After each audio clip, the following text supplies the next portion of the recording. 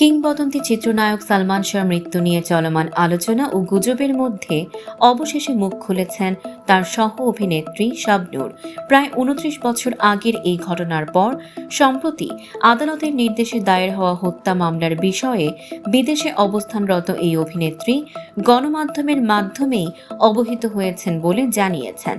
শাবনূর জানান, মামলাটি বিচারাধীন থাকায় শুরুতে তিনি মন্তব্য করতে চাননি, তবে দুঃখজনকভাবে কিছু ব্যক্তি অসৎ উদ্দেশ্যে তার নাম জড়িয়ে বিভ্রান্তিকর তথ্য ছড়াচ্ছেন, যা তিনি তীব্র নিন্দা জানান। তিনি অনুরোধ করেন সত্যতা বিবর্জিত তথ্য প্রচার থেকে সবাই যেন বিরত থাকে।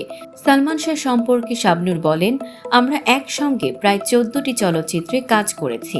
সালমান ছিলেন একজন জনপ্রিয়, অসাধারণ, শক্তিমান এবং প্রতিভাবান অভিনেতা।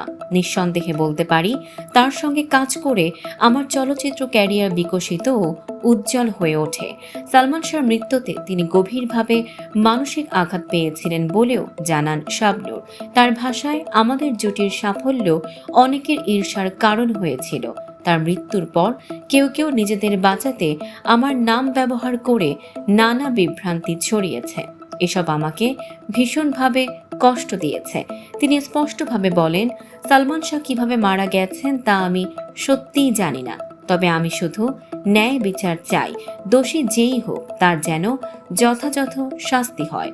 শেষে শাবনূর সালমান শাহর মা নীলা চৌধুরী ও পরিবারের প্রতি সমবেদনা জানান এবং প্রয়াত নায়কের আত্মার মাগফিরাত কামনা করেন।